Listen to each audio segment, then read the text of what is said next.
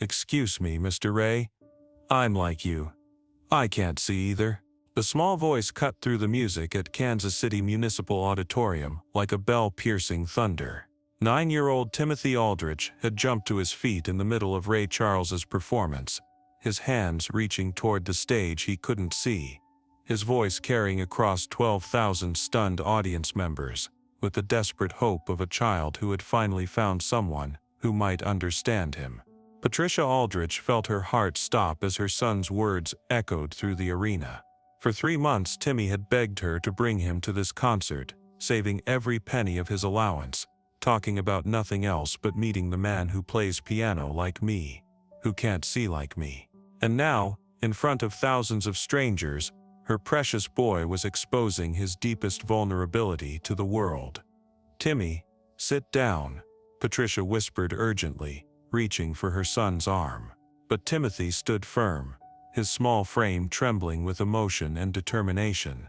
Ray Charles stopped playing mid-note. The sudden silence in the auditorium was deafening, 12,000 people holding their breath, waiting to see how the King of Soul would respond to this unexpected interruption from a child. Patricia's mind raced through all the possibilities. Would Ray Charles be annoyed? Would security remove them? Would her son be crushed by rejection in front of all these people? She had spent 9 years protecting Timothy from the world's cruelty, shielding him from the stares and whispers that followed blind children, and now he had willingly exposed himself to the scrutiny of thousands. But as she watched Ray Charles slowly turn toward their section of the audience, Patricia saw something in his posture that gave her hope. There was no irritation, no impatience. Instead, there was a careful attention, as if he was trying to locate the source of that brave little voice. "Young man," Ray Charles called out, his voice gentle but carrying clearly through the sound system. "What's your name?" Timothy's face lit up with pure joy. "Timothy Aldrich, sir. But everyone calls me Timmy. I'm 9 years old and I've been blind since I was born, and I love your music so much because you understand what it's like." The words tumbled out of Timmy in a rush, as if he had been saving them up for this exact moment. Patricia watched her son's face transform from the cautious, guarded expression he usually wore in public, to something she rarely saw: complete, unguarded happiness. Ray Charles leaned forward at his piano bench, and Patricia could see him listening with his whole being, the way only someone who relied on sound could listen. "Timmy," he said, "how long have you been playing piano?" 4 years. Timmy replied eagerly. "My mom got me lessons because she said music might help me understand the world better. And it does. When I play, I can feel everything.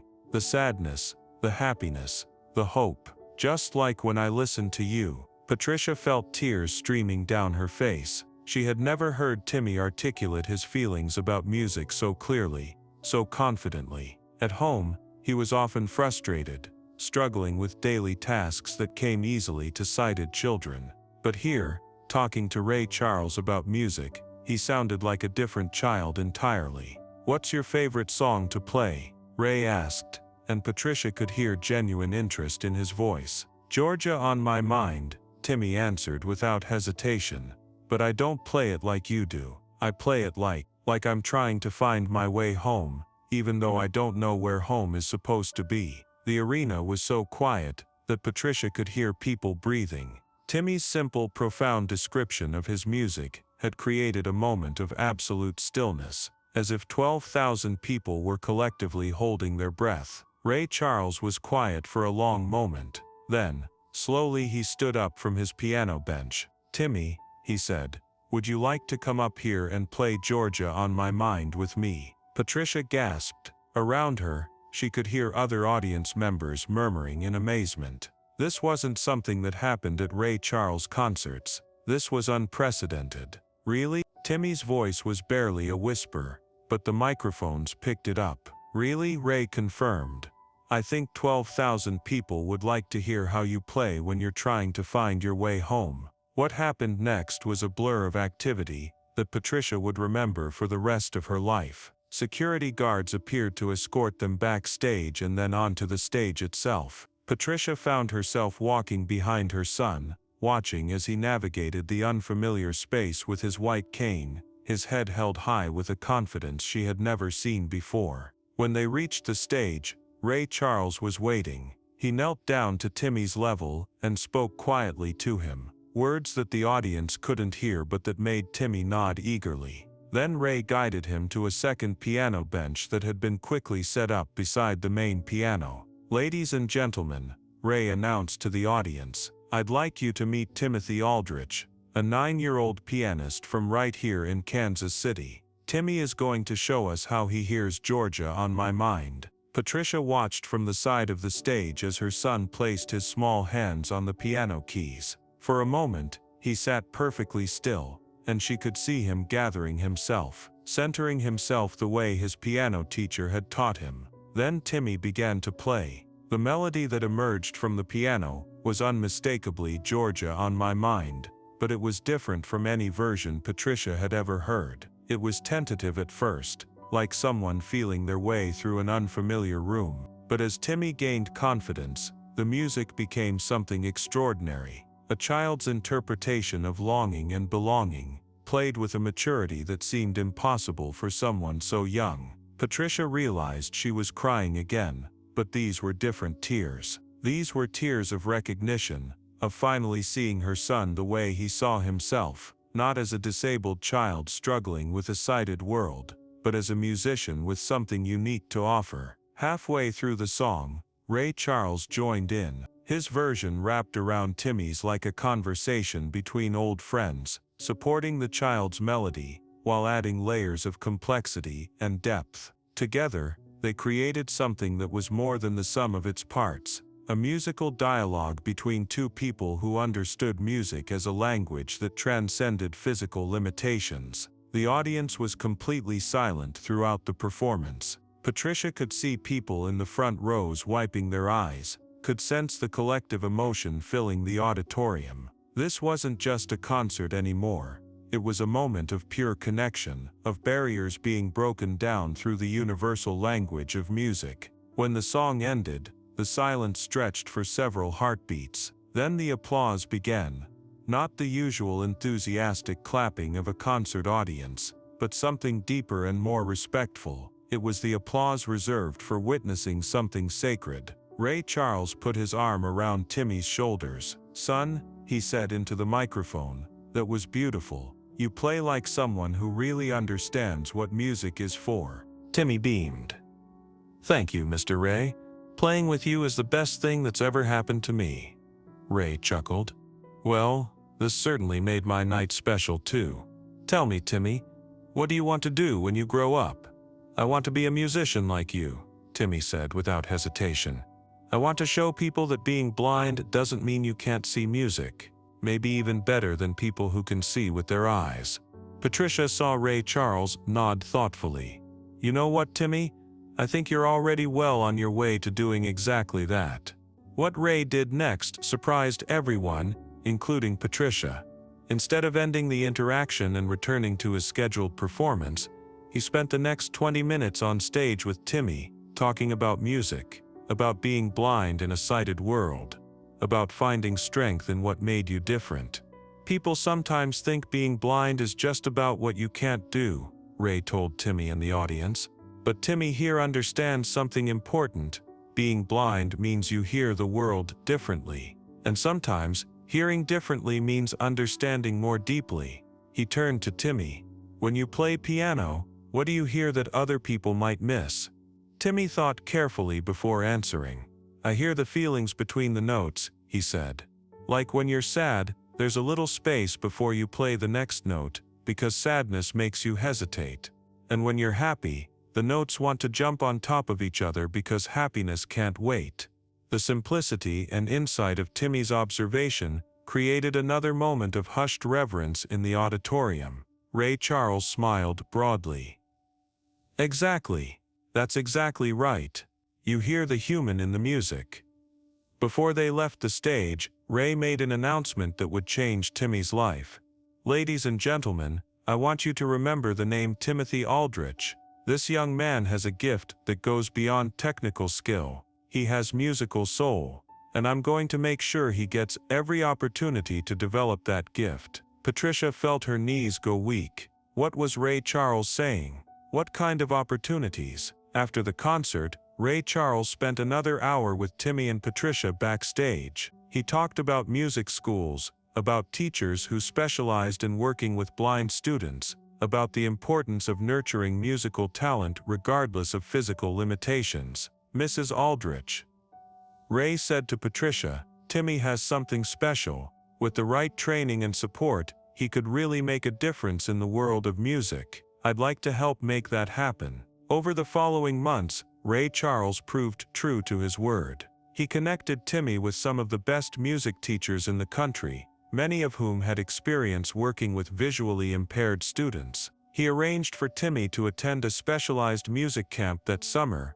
where he would meet other blind musicians and learn advanced techniques for musical performance and composition. More importantly, Ray became a mentor to Timmy, checking in regularly, offering encouragement and advice, and providing the kind of understanding that only someone who had walked a similar path could offer. The impact on Timmy was immediate and profound. The confident, articulate child who had emerged on stage that night in Kansas City became his permanent self. At school, instead of shrinking from attention, he began talking openly about his musical aspirations. He started performing at school events, at local community centers, anywhere people would listen. Patricia watched her son transform from a child who saw his blindness as a limitation into a young musician who understood it as a unique perspective that enhanced his artistry. The change in his self-perception affected every aspect of his life: his relationships with other children,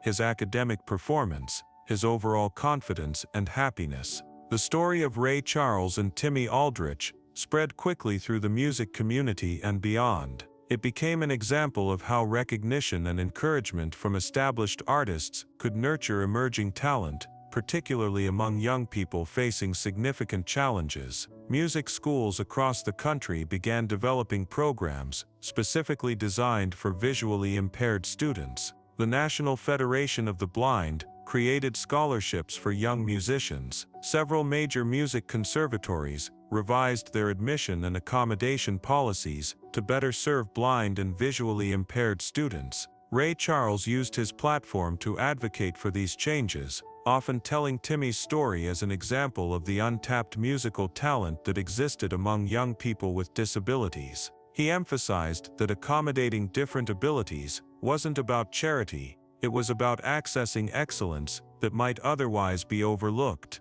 Timmy's own musical development continued to exceed everyone's expectations. By age 12, he was composing original pieces that demonstrated remarkable sophistication. By 15, he was performing with regional orchestras and jazz ensembles. His unique musical voice, that ability to hear the feelings between the notes, made him a sought-after collaborator and solo performer. The annual Timothy Aldrich Music Festival, established when Timmy turned 16, became a showcase for young musicians with disabilities. Ray Charles performed at the first 3 festivals, always emphasizing that the event wasn't about overcoming disability, but about celebrating different ways of experiencing and creating music. Dr. Elizabeth Thornfield, a child development specialist who had studied Timmy's case, wrote extensively about the transformative power of the Kansas City concert experience. Her research showed that moments of public recognition and validation could have lasting positive effects on children's self-concept and future achievement,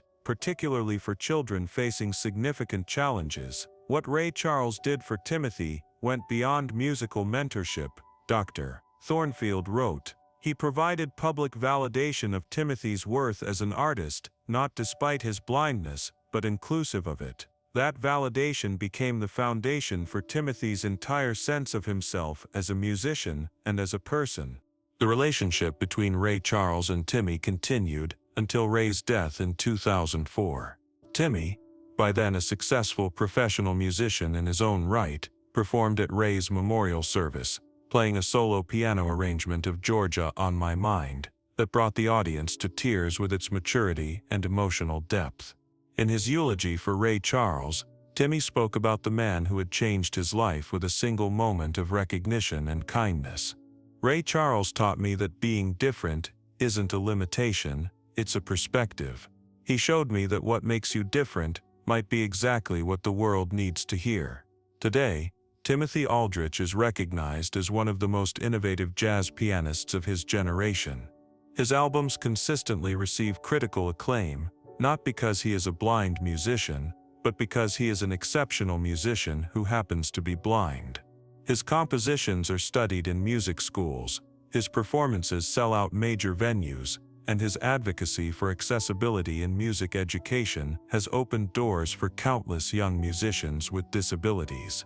The piano bench where Timmy first played with Ray Charles is now permanently displayed at the American Jazz Museum in Kansas City, with a plaque that reads, "Where a 9-year-old boy's courage to reach out met a master's willingness to reach back," proving that the most beautiful music comes from the places where understanding meets opportunity.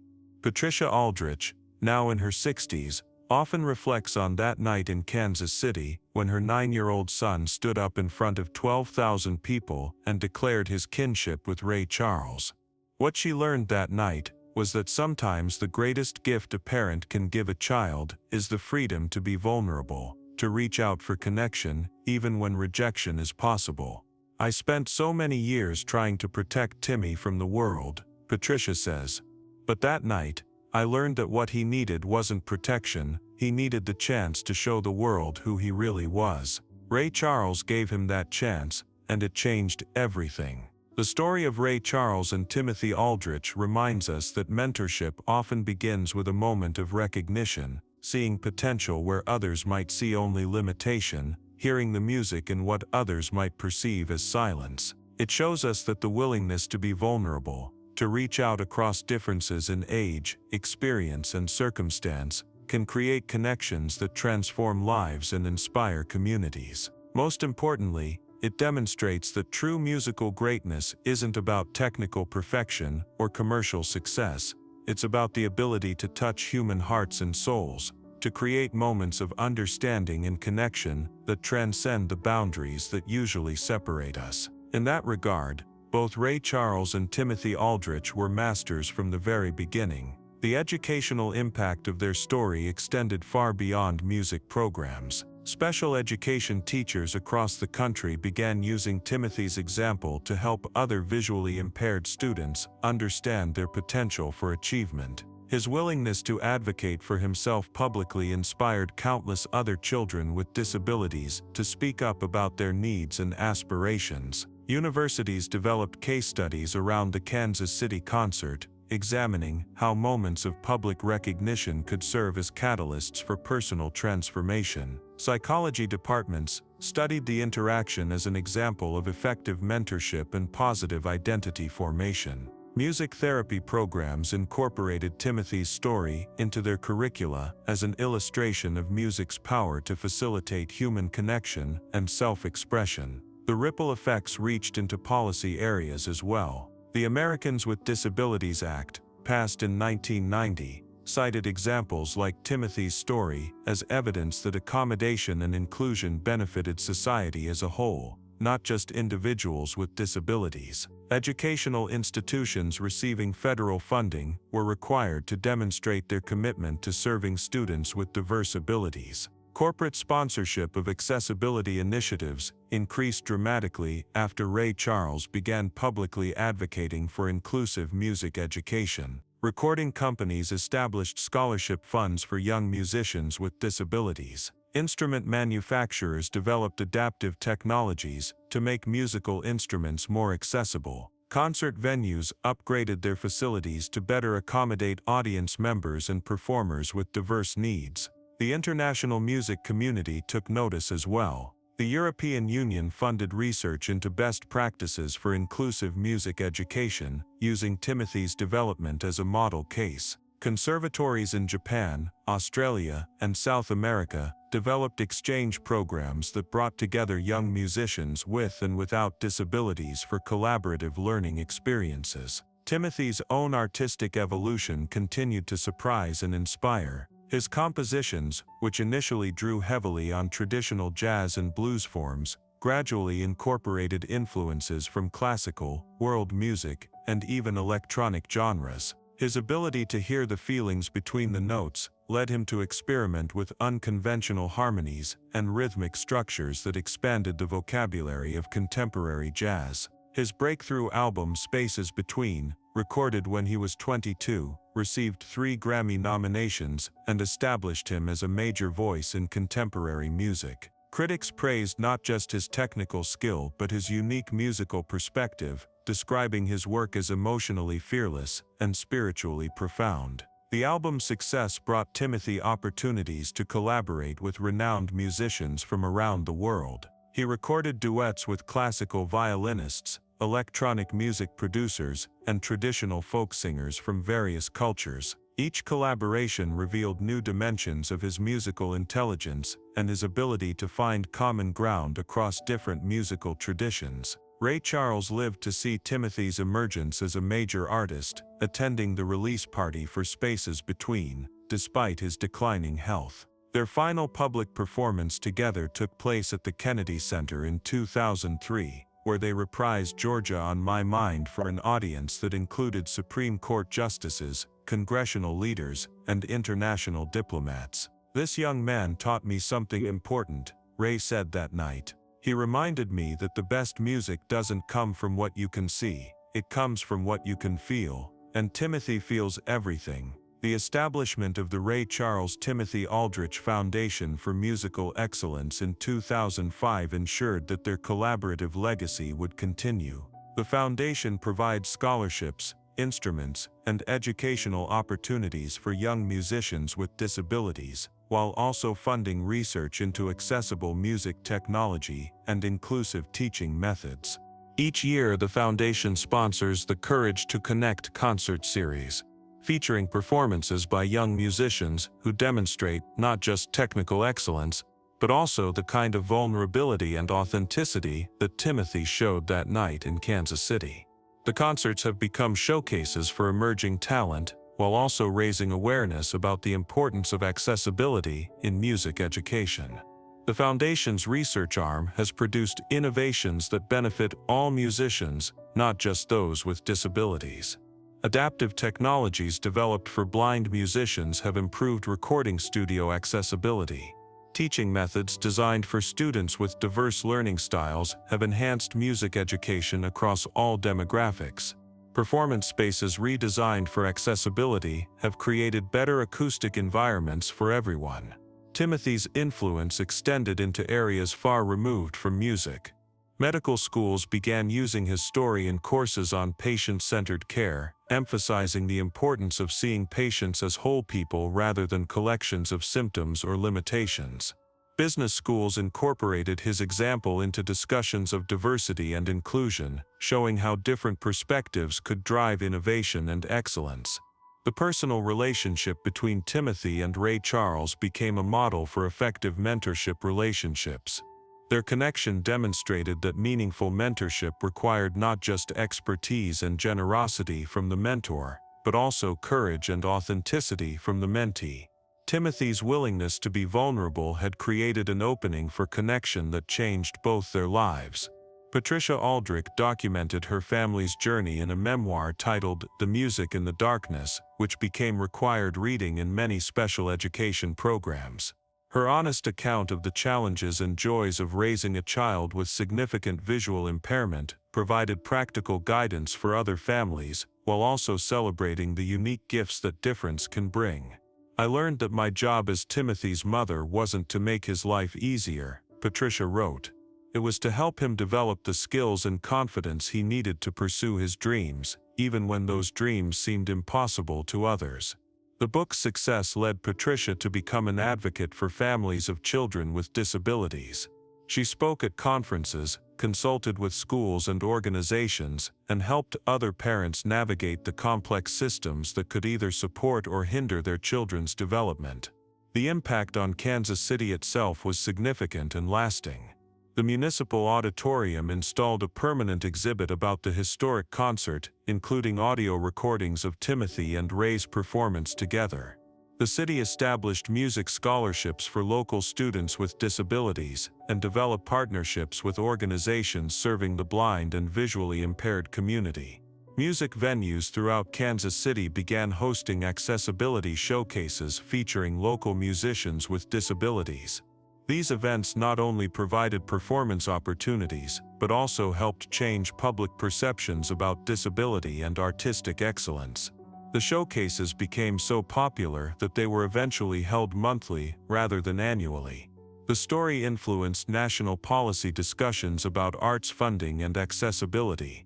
When Congress debated arts education funding, Timothy's story was frequently cited as an example of how investment in inclusive programs could produce exceptional results. The National Endowment for the Arts developed specific grant categories for projects that promoted accessibility and inclusion in the arts. International recognition came through the United Nations, which featured Timothy's story in materials promoting the rights of persons with disabilities. His example was used to illustrate how societies could benefit when they created opportunities for all citizens to contribute their unique talents and perspectives. Modern technology has expanded the possibilities for musicians like Timothy in ways that were unimaginable in 1977. Digital audio workstations with screen readers allow blind musicians to compose and produce complex musical arrangements independently. Online collaboration tools enable musicians with mobility limitations to work with others around the world. Streaming platforms provide new ways for artists with disabilities to reach audiences directly. Timothy embraced these technological advances while maintaining his commitment to the fundamental human connections that made music meaningful. His recent projects include a virtual reality experience that allows sighted listeners to experience music the way blind musicians hear it, and an artificial intelligence system that helps young musicians with disabilities develop their compositional skills. The COVID-19 pandemic of 2020 created new challenges for musicians with disabilities, many of whom relied on in-person support systems and accessible performance venues. Timothy quickly adapted, organizing online concerts and masterclasses that kept the community connected during isolation. His Music in the Dark series, streamed live from his home studio, reached audiences around the world and raised funds for musicians struggling with pandemic-related hardships. As Timothy approaches his 55th birthday, his influence continues to expand. The Timothy Aldrich School for Musical Excellence, opening in 2025, will be the first conservatory specifically designed to serve students with disabilities while maintaining the highest artistic standards. The school's curriculum, developed in consultation with disability rights advocates and master musicians, will serve as a model for inclusive excellence in arts education. The original piano bench from the Kansas City concert, now housed in the Smithsonian's National Museum of American History, bears a simple plaque, "Where courage met kindness and both were transformed." Visitors often pause at the exhibit, listening to recordings of that historic performance and reading about the remarkable partnership that emerged from a 9-year-old's brave decision to reach across the darkness toward connection and understanding. The story of Ray Charles and Timothy Aldrich continues to resonate because it captures something essential about human potential and the power of recognition. It reminds us that extraordinary moments often begin with ordinary acts of courage, the willingness to be vulnerable, to reach out despite uncertainty, to believe that understanding and connection are possible even across apparent differences. Their legacy lives on in every young musician who finds the courage to share their gift with the world, in every mentor who recognizes potential where others see only limitation, and in every audience member who opens their heart to music that comes from places of authentic human experience. It serves as a permanent reminder that the most beautiful harmonies emerge when different voices find ways to sing together. The documentary 9 Years Old and Fearless, released in 2019, captured the continuing impact of that Kansas City moment through interviews with audience members who were present that night. Many described the experience as life-changing, not just because they witnessed exceptional musical talent, but because they saw courage rewarded, vulnerability honored, and difference celebrated rather than merely tolerated. Sarah Henderson, who attended the concert as a teenager, became a special education teacher, specifically because of what she witnessed that night. "I saw how Timothy's courage to be himself created something beautiful," she explained in the documentary. "I wanted to help other kids find that same courage." Dr. Michael Rodriguez, now a prominent music therapist, was working as a sound engineer at the auditorium in 1977. "The technical quality of that duet wasn't perfect," he recalled. "But the emotional truth was so powerful, it made everyone in the building understand something fundamental about what music is really for." The anniversary concerts held every 5 years at the Kansas City Municipal Auditorium have become pilgrimage events for musicians, educators, and families affected by disability. The 2022 concert featured performances by Timothy alongside students from schools for the blind across North America, demonstrating how his example had inspired institutional changes that created opportunities for countless other young musicians. The research conducted by the Ray Charles Timothy Aldrich Foundation has produced peer-reviewed studies showing measurable improvements in self-esteem, academic performance, and social integration among students who participate in inclusive music programs. These findings have influenced education policy at state and federal levels, leading to increased funding for arts programs that serve students with diverse abilities. The Foundation's Courage to Connect initiative has documented over 10,000 mentorship relationships between established musicians and young artists with disabilities. Follow-up studies show that 78% of program participants continue pursuing music at advanced levels, compared to 23% of similar students who don't receive mentorship support. Corporate partnerships have expanded the program's reach significantly. Major recording labels now actively recruit artists with disabilities,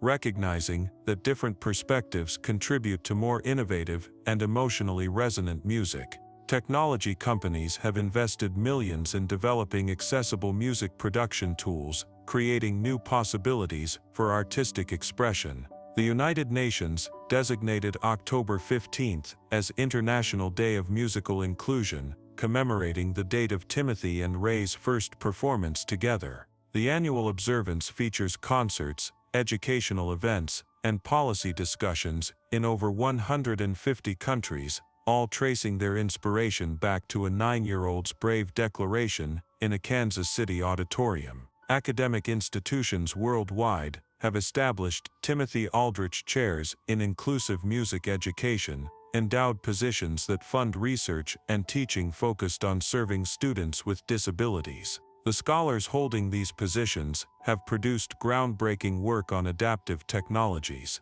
accessible pedagogy, and the neurological basis of musical talent in individuals with sensory differences. The personal friendship between Timothy and Ray Charles continued to deepen over the years, extending beyond music into conversations about life, purpose, and legacy. In one of their final recorded conversations, Ray reflected on what he had learned from their relationship.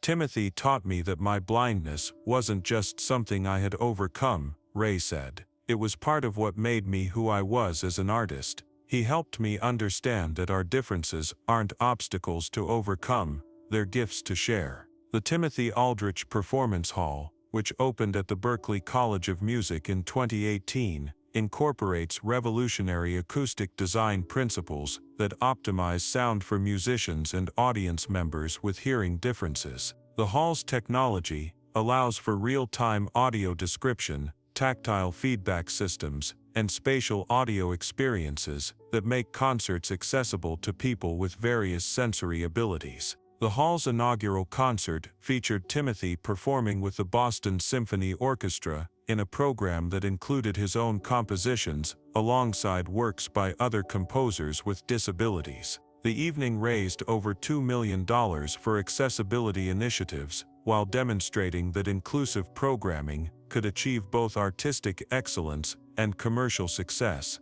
The ripple effects of Timothy's story continue to expand into unexpected areas. Medical schools now teach courses on patient voice, using his example of self-advocacy. Business schools examine his career as a case study in building authentic personal brands. Even engineering programs study the assistive technologies developed for musicians as examples of human-centered design principles. The enduring power of the Kansas City moment lies not just in its immediate emotional impact, but in its demonstration that transformation is possible when courage meets compassion. Timothy's willingness to be vulnerable created an opening for connection that neither he nor Ray Charles could have anticipated, proving that the most meaningful relationships often begin with leaps of faith. As Timothy continues performing and teaching well into his 50s, he often reflects on the lesson that night taught him about the power of authentic self-expression.